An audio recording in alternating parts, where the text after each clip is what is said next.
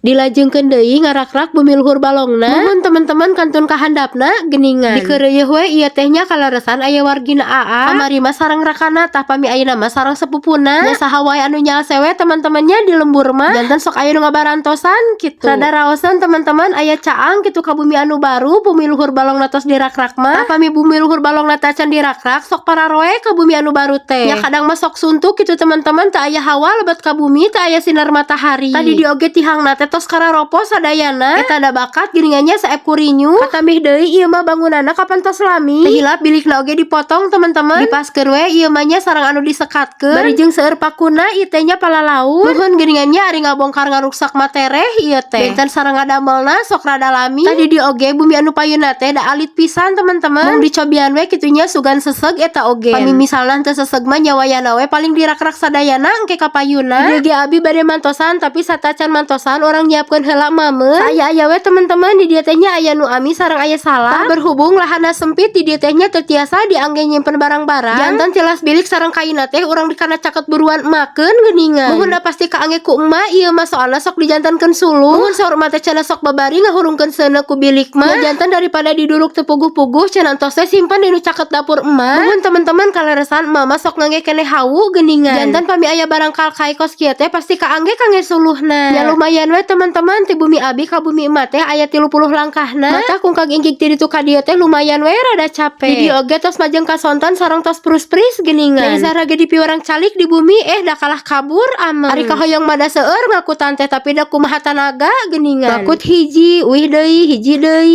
Kaelehkeun ku emak tingali emak mah mani rangen nyanakna. Muhun teman-teman emak ge mantosan nyandakan geuningan. Aslina anu banggana teh meresan deui ieu teh. Ukat akutna rada tebih lumayan. Keun we antep anu bareurat mah nu arageungna mah sia ku pamegeng. Geuningannya tos rada orot tos rada rengse ayeuna mah. Antun nyarandakan anu aralitna teman-teman. Sapuan we ieu teh dicandakan kana argo tadi teh. Tadi di oge kalaresan aya awi tiles kamari tah can diakutan. Atos we ku abi ieu teh dahara rampang. Kami teh diakutan sok sieun picarioseun teman-teman kete ka sawah. Di dieu ku abi dibereskeun hungkulkeun lah sina diakutan mah ku AA engke. Ya lumayan we ieu teh tos cara rangkeun. Tapi ketang saya teman-teman ka olahragakeun sok aya ngesang kitu. Kalaresan oge nuju kirang sehat ieu teh badana. Seueur oge anu eungeuh kana suanten abi anu bindeng. Atuh muhun teman-teman di pasihan pilek mah geuningannya sok mararepet. Ujug-ujug suanten ge benten kitu serak. Teu kitu paranas tiris.